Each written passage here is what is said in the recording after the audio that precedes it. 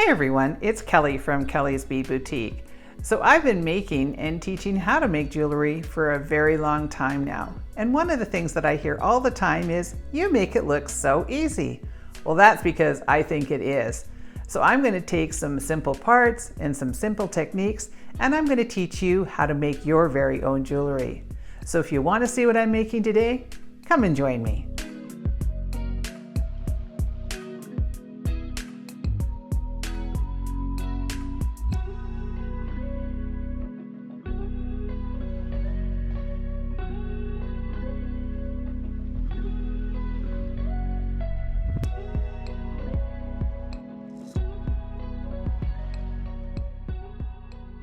All right, so this is the first time that I'm filming in my new studio, so please forgive the weird sounds because I know it sounds a little hollow. I'm working with some baffles and things like that to try to make it a little bit better, but we are having some challenges, so it'll take a little while for things to get straightened out.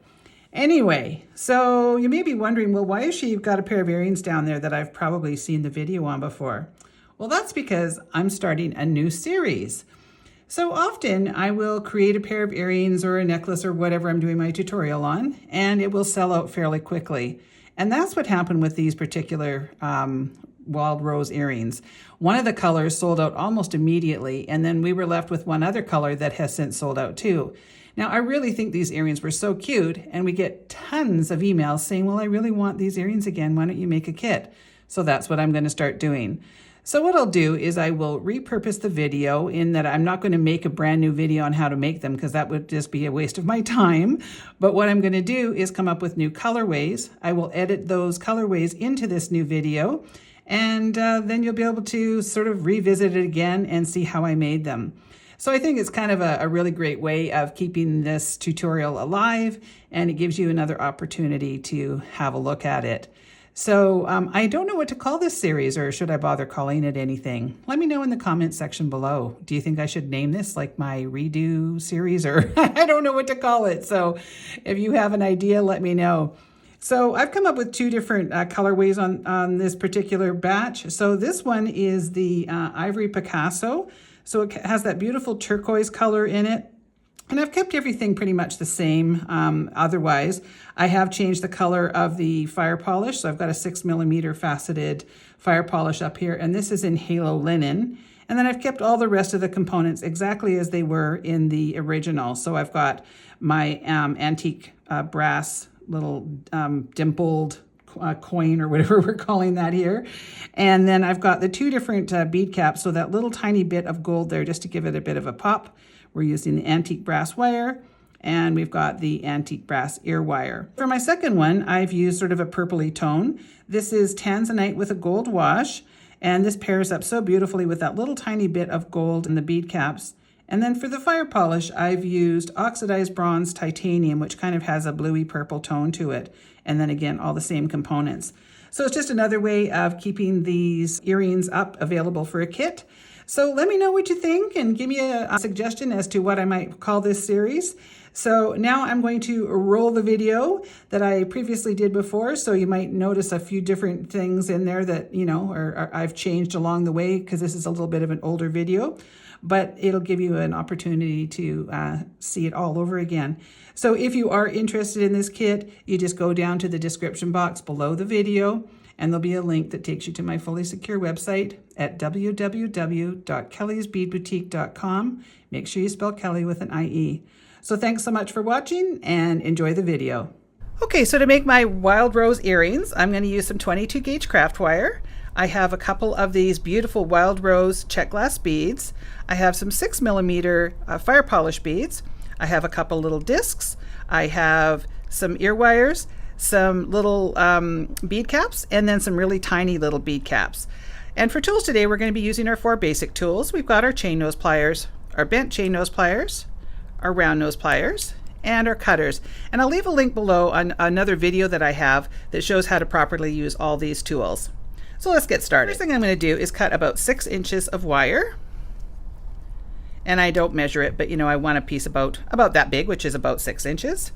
And I'm going to take my chain nose pliers and go at the top, and then I just want to kind of straighten that out. I don't want to straighten it out too much because each time that you pull on that wire, it hardens it a little bit, and you don't want to have this super hard. So just a little bit straighter makes it easier to work with.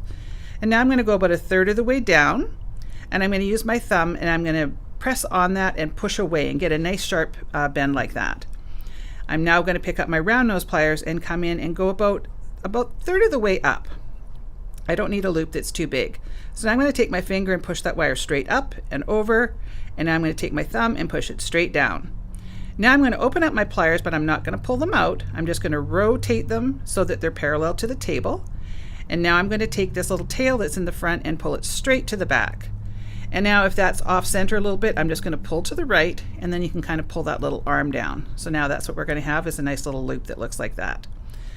So now I'm going to take one of these little discs, and I'm going to take my short end of the wire and run it through the hole. And I'm going to sort of open that up as I'm pushing it through, and then just, pop that in there. Now I'm going to take my chain nose pliers and go straight across that loop. And sometimes it can be a little bit hard because I've got a lot of, this has a lot of bulk to it. So just do the best you can, but you want to try to get across that whole little loop there. And now we're going to do one of our sort of messy wraps. So I'm going to go around a couple times, and then I'm going to work my way back up. And I just want to kind of cover up those first couple wraps I made. And then I'm going to take my cutters, and I want to turn them over so that I've got the flush side down, and I'm going to give that a little snip. And then now we've got our little burr here. I'll see if I can find it for you. So I don't know if you can see that. It's just kind of at the very end here. So I want to take my pliers, and I'm just going to come right on the very, very tip of it, and I want to give that a little sort of smush down. And I don't want to push too hard because I don't want to wreck that nice little wrap that I did. I just want to make it so that you can't feel it, and it's nice and soft now. It doesn't have any sharp edges. Okay, so now let's build the rest of the earring. So I'm going to put on my little wild rose bead. I just think these are so pretty. And this kit will be available in 2 different colors, and I think they're both really, really pretty. So now what I did on this, just to add a little bit of extra interest, is these have these beautiful gold wash on them. So I've added an extra little gold piece on here, just did a little bit of extra. So I've got my first little bead cap, which is in gold, and then my antique brass, and then our beautiful fire polish, and then I've got the other antique brass bead cap, and then the gold one, and that just adds a little hint of gold and just gives it a little bit of interest. And you know, sometimes I think that's all jewelry needs, is just that little extra something. So now I need to make another wrap loop on the top, but I don't want it going the same direction as this one, otherwise the ear wire won't go the right way. So I want to make sure that this one goes opposite to this, so I'm just going to hold it like this and pull straight across.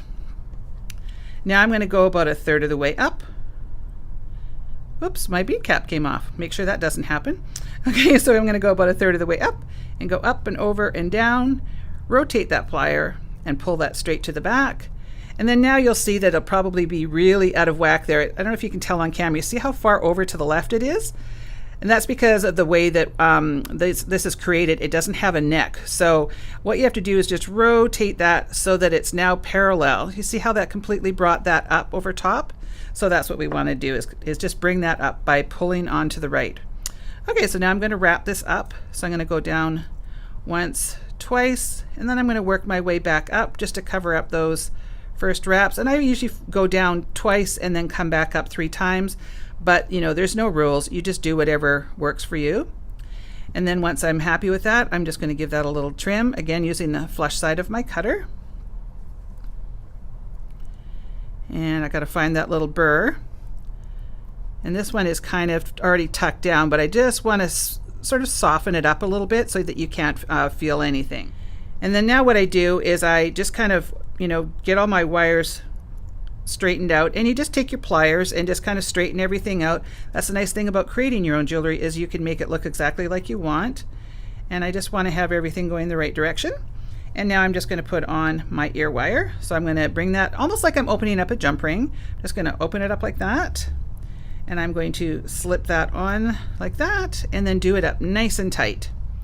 So I'm just going to finish the second one off camera, and I'll be right back to show you the other pair.